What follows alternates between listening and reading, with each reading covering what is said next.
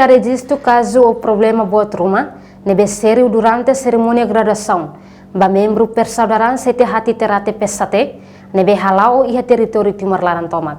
Porta-voz PNTL Superintendente Antônio da Luz informa Suntone, lihusi conferência imprensa ba jornalista Sira, e a sala conferência Comando Geral PNTL Kaikoli Dili, terça-feira Loron Sanulo Racing Lima, fulang agosto tinangne.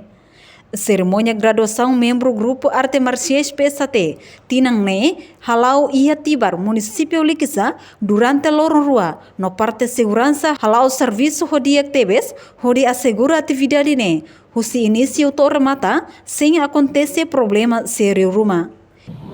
Atividades em grupos artes marciais PSAT nebe halo sena graduação local criativa, husi parte segurança halau sena serviço dia, onde assegura ba atividade ne torre mata la acontece problema nebe serviço ne e a cooperação dia husi parte do todo.